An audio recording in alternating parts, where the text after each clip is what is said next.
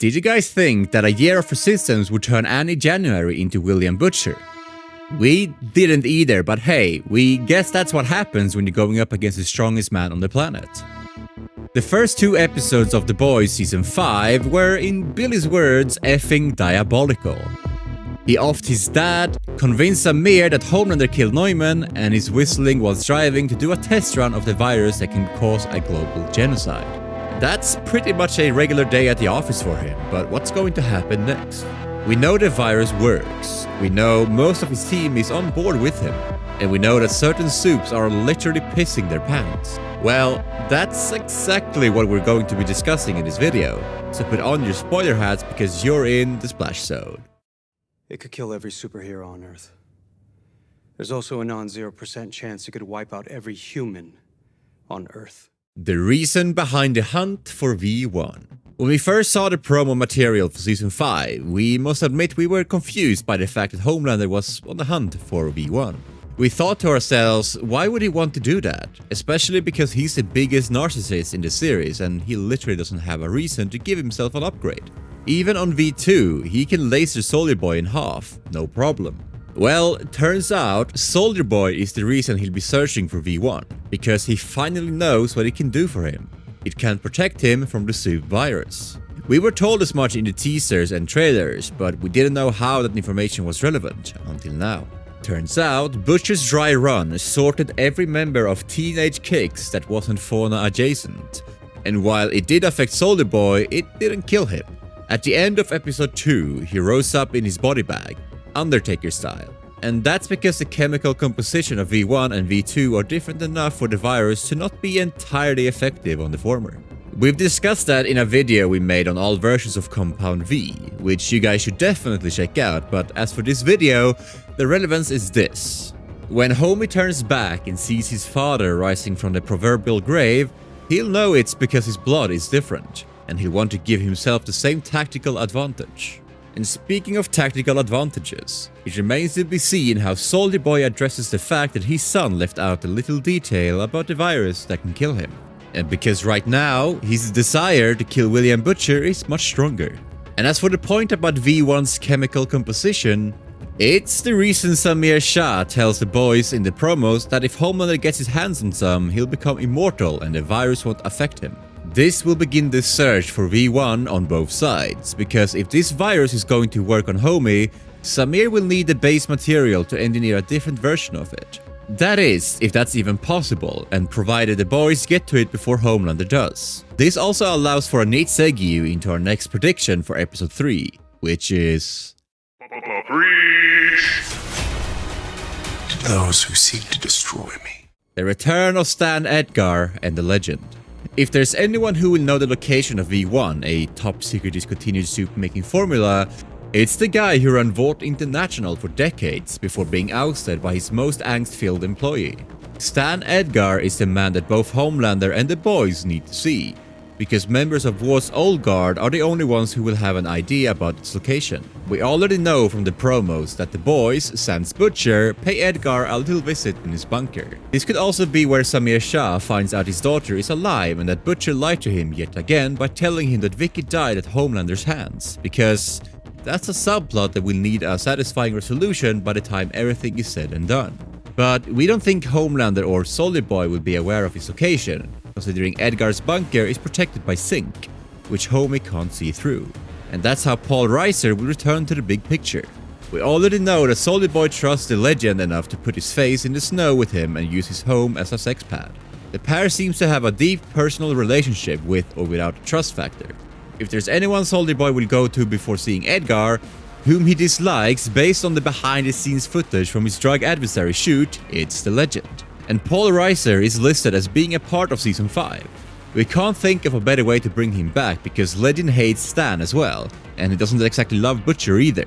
This is why we see two separate scenes depicting our two competing groups' arrival at Fort Harmony in the promos, because all trails of V1 lead to that one place. We don't think the fort itself will show up in episode 3, but if it does, expect this to be the path through which his location is discovered. And speaking of discovery,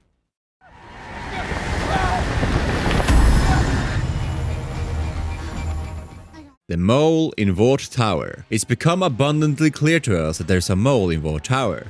How else would Butcher know about Huey, Eminem, and Frenchie's impending executions? The timeline that he got was way too accurate, and he claims to be using CIA resources to boot. That's how he got to London to do his father, and Manila to recruit Kimiko. Considering the entire government is now obeying Homelander's every whim, including launching a mass detention campaign against American citizens, it's a bit odd that Butcher still has access to the agency's resources. The CIA was listed as one of the many departments that were purged of Starlight supporters after all. So that either means that someone was able to dodge Homelander's meticulous lie detector, or someone in his inner circle is betraying him as we speak. In our minds, there are only 3 people who fit that description right now. The first is the Deep, which is odd, we know. But he was conspicuously missing from the annual shareholder meeting when Starlight broke into the conference and leaked the Flight 37 video. He also literally pissed himself when Homelander threatened to kill him, and rebuked A-Train when he called him out for being pathetic and a hypocrite. Deep knows that his survival depends on pleasing Homelander, and he isn't subtle about it. So he's the first possible mole, but the chances of him actually being the mole are critically low, about 5% we'd say. Another possibility is Black Noir 2, which also feels a little impossible considering he attacked Annie and killed some of her resistance members at the same conference. But Noir 2 is also acting super weird because he's taken to method acting in a way that just seems unnatural for a chirpy guy like him. He didn't say a single word in either episode, and he also seems to be spending more and more time with Homelander while giving Deep the shoulder. It's not a possibility that it feels hot to us, or even warm, but it's a possibility nonetheless. After all, in the comics, it was Black Noir who betrayed Homie, just in a different way. So we aren't counting him out just yet. The most likely candidate in our minds has to be Sister Sage, because Homelander gave the order of execution directly to her, and she's always working an angle on her own. Sage sees all of Homie's meltdowns and vulnerable moments firsthand, and she knows that while she's temporarily enjoying a position of great power, she won't be able to hold on to it forever. Homelander has an established pattern of getting rid of every person who's helped him get to the top after he's milked them for everything they're worth. He has considerable leverage on her. Eliminating him by aiding his enemies clandestinely is exactly the kind of sneaky game Sage is capable of playing. And since she's his second in command, she would also be capable of diverting all the resources she needs to get Butcher to where he needs to be. We bet we'll see at least some sort of overt evidence supporting this mole theory in the next episode, but for now, let's move on to our next prediction for episode 3. I can do. Half of Washington thinks Homelander's batshit. The CIA. Ashley Barrett's coup attempt. When we saw Ashley injecting herself with Compound V, we thought she'll either get Medusa-like powers or enhance mental capabilities like the leader from Captain America Brave New World. We did not have her becoming Professor Quirrell on our list, but hey, it works for her character better than the other 2 options. Ashley's second head is a manifestation of her duality, and as an added bonus, it's capable of reading minds as well. Not everyone's minds, mind you. She can't read Sage for some reason. And that reason could be that Sage is smarter than her or is better at protecting her inner thoughts from unwanted visitors. But Ashley can read the minds of those weaker than her. And now that she is a vote-backed Vice President of the United States, she wields considerable political power. Her sham marriage to O father aside, Ashley's Voldemort face ironically serves as her conscience as well. And her conscience is telling her to do something about the world's mutual Homelander problem with the resources she now has at her disposal. You can see Ashley 1 struggling to justify her acceptance of Homie's reign of terror, especially now that A-Train is dead. She had the option of running away with him and actually doing something good for the world like she used to want to, but survival instinct can make you do all sorts of things. Still, all the dialogue she's having with herself is bound to lead somewhere, and that somewhere is on the opposite side of Homelander. She knows President Calhoun is playing along with Homie, but he has no intention to keep doing this forever.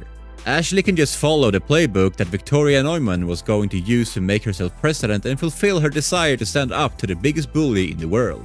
Whether that ends up well for her or not remains to be seen, because at this point, things have veered way far from the comics. But our intuition says that Ashley's about to take a stand, and it's possible she's already doing it. Maybe it isn't Sage who's helping Butcher. Maybe it's Ashley, considering she is the vice president. It doesn't seem likely right now though, because Ashley's potential face turn was just set up. We'll most likely see her execute its first steps in the next episode, and that will be a lot of fun to watch. As will the next thing on our list, because one character was conspicuous in the first couple of episodes by their absence, and that is...